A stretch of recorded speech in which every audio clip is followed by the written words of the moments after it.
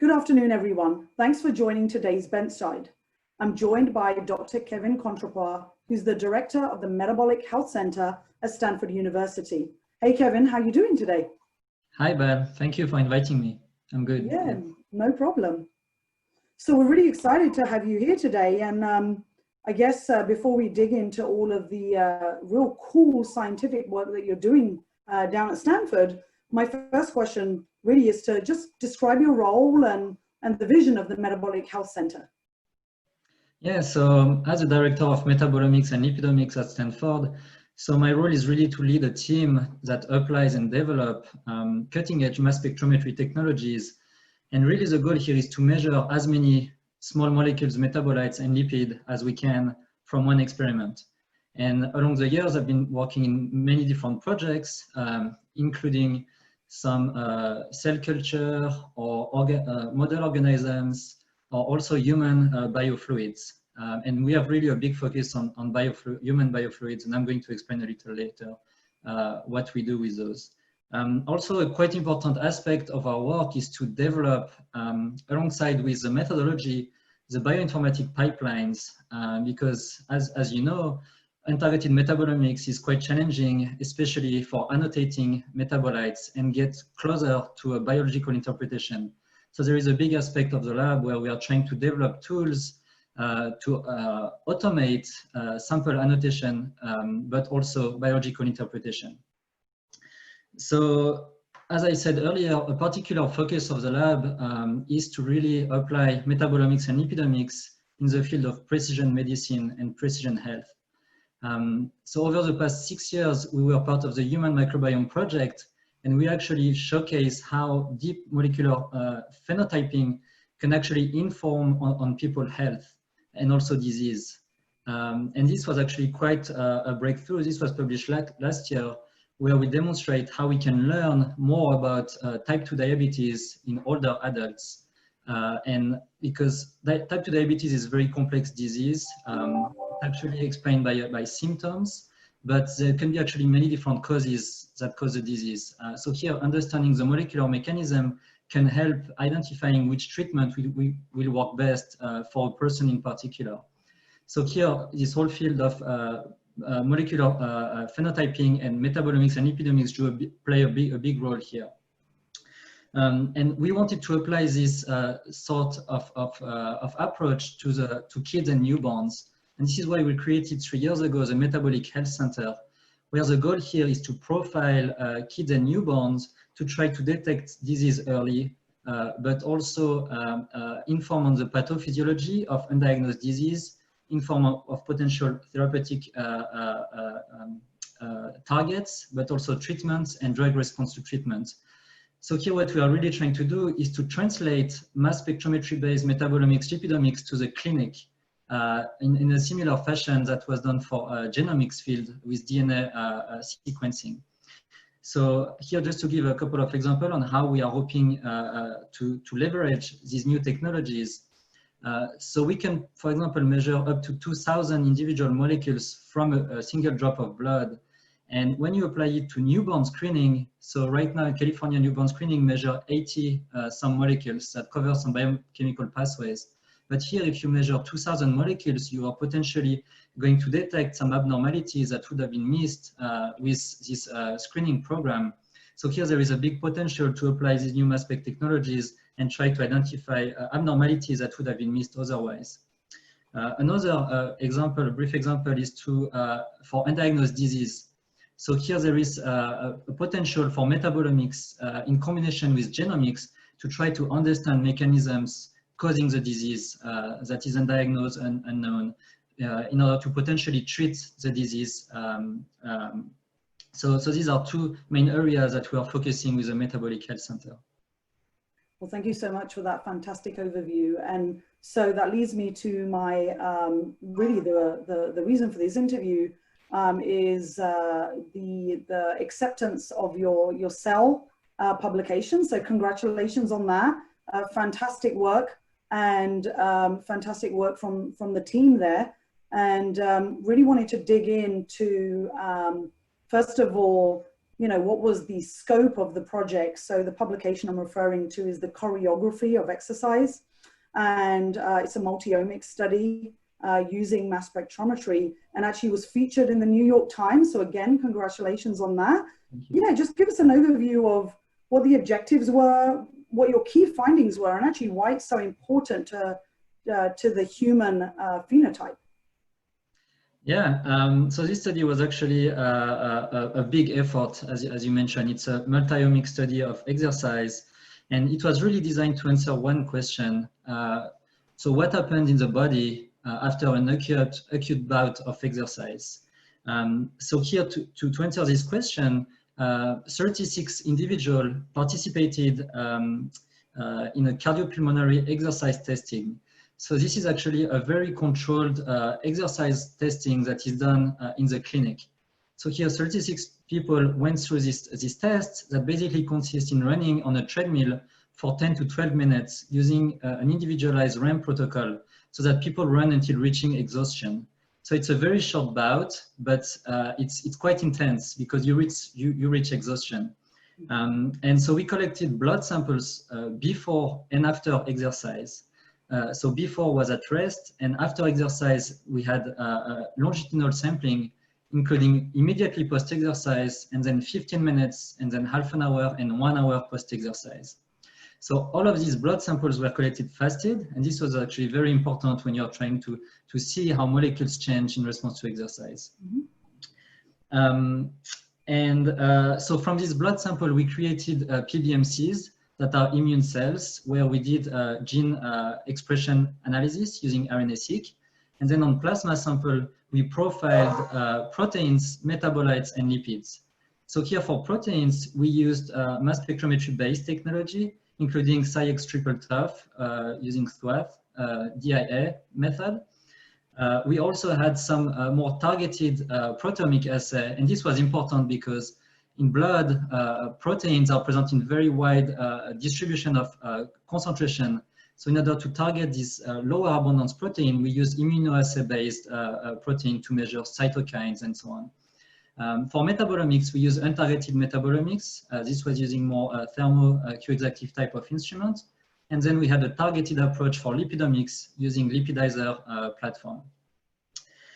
So altogether here, we measured above 17,000 individual molecules at each time point and in each individual. So here it's a massive data set on these 36 individuals. So we did a time series analysis, and we actually describe for the first time a choreography of biological processes happening post-exercise. And we can really do that because of the dense sampling post-exercise we had. And this was actually quite surprising to see that among the 17,000 molecules that we measure, more than half of them actually changed significantly with this bout of exercise. And here again, it's only 10 minutes. So we were quite shocked to see such a huge amount of changes there. So then we did some more pathway analysis, and we describe actually different time series of biological processes with, for example, a very acute response to exercise with molecules increasing and going back to baseline pretty fast. And these involve more inflammation, oxidative stress, and also lipid signaling type of properties. We had a more delayed increase and decrease post-exercise. These were more glucose metabolism and steroid hormone regulation. And then we had some molecule decreasing involving amino acids that get catabolized and so on. So here we re-describe at an unprecedented depth and also time series these biological processes happening with exercise. A second aspect was really to link this molecular profile to peak VO2. So peak VO2 is measured during exercise, and it's actually one of the best predictors of longevity in humans. So this is a very, very important measure that is a surrogate for aerobic fitness. So we looked at how biological processes are correlating with peak VO2, and here we identified strikingly a pro-inflammatory signature at 15 minutes post-exercise that was associated with peak VO2. So we don't really know what it means biologically, but this was a quite striking finding from this study. So there was also other aspects of this study that I'm just going to summarize very briefly. So using this deep molecular profiling at baseline, so at rest, before exercise, we were interested to know, is it possible to predict your fitness from just resting molecule? And here we actually used a machine learning approach, and we were actually quite successful to predict peak VO2. So here it's quite interesting to think that by just taking a blood draw from someone at rest, we can predict the aerobic fitness of this person. And also in this study, we had half of the participants that were insulin resistant. And the other half was insulin sensitive. And here we were interested to understand if having a perturbation of the system of the whole body, such as exercise, can actually show some abnormalities, metabolic abnormalities that would have been missed otherwise by just measuring at baseline. And here it was very striking to see that insulin resistant folks had a quite different response to exercise than insulin sensitive. So the main differences were a dampened response, really. So insulin resistant folks have less amplitude in terms of response to exercise. And for some pathways, we were also finding some inversion of pathways. So this was very, very striking to see some dramatic differences here. And the last point was really to try to understand at an individual level. So looking at individual response to exercise, how the molecule in one person are going to change relative to another person. And here we were interested to understand if we could detect some subclinical phenotypes that would have been missed as well at baseline. And here we had a very interesting example where one person has a very abnormal response to exercise in gene expression in PBMCs. And so we actually tested further this person, and this person ended up being a carrier for alpha thalassemia. That is a blood disorder. That is actually something that was unknown in this person. And by seeing these abnormalities with exercise, we were actually capable to test and identify this in this person. So this was a pretty striking finding as well. Obviously here the sample size is pretty small, but it's some type of proof of concept here. Yeah, that's it.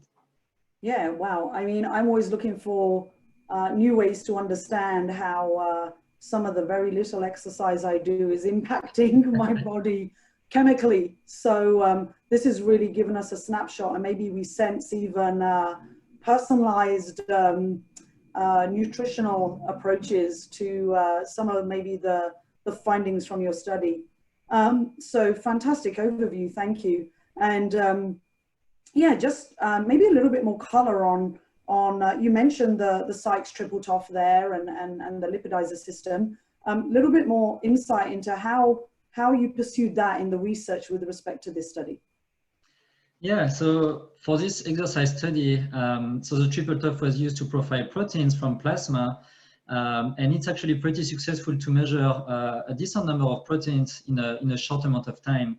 And here for this specific study, what we found in the context of peak VO2 association with peak VO2, we find many pathways associated with coagulation and complement system that were negatively associated with peak VO2. So this was one of the main findings, I guess, from the proteomic assays for the mass spec based proteomic assay. In terms of the targeted lipidomics assays that we used using the lipidizer platform, here we find actually something that was totally unexpected. So when people think about triglyceride, usually they think as all triglycerides are basically part of the same family and they all behave the same. But here it was quite striking that in response to exercise, a subset of triglyceride increased very fast post-exercise and then go back down. And these triglycerides were enriched for long and unsaturated chain fatty acid, including arachidonic acid, EPA, and DHA. So here it shows that this subset of triglyceride might actually have a role in the pro or anti-inflammatory response to exercise. And here we also found that this response was mainly found in insulin-resistant participants, not so much in insulin-sensitive participants. Mm-hmm. So here again, it's really unclear what it means, but it was quite striking to see such a difference, a potential functional difference of this subset of triglyceride. And as can be expected, the rest of the triglyceride were found to decrease gradually following exercise. And this is expected because triglycerides get hydrolyzed to fuel the body for energy. Here again, all the samples were collected fasted, so individual didn't eat. So the body is just going to hydrolyze triglyceride. And here these triglycerides that were preferentially hydrolyzed for energy were shorter chain as well as saturated fatty acid. So here it really paints a picture about how subset of triglyceride can have different functions, and here in the context of exercise. Well, fantastic. Thank you so much for that overview and giving us the insight on how the technology is being used. And again, some really encouraging findings from your study. And thank you again for your time today, Kevin. I appreciate it. Thank you, Val. It was my pleasure.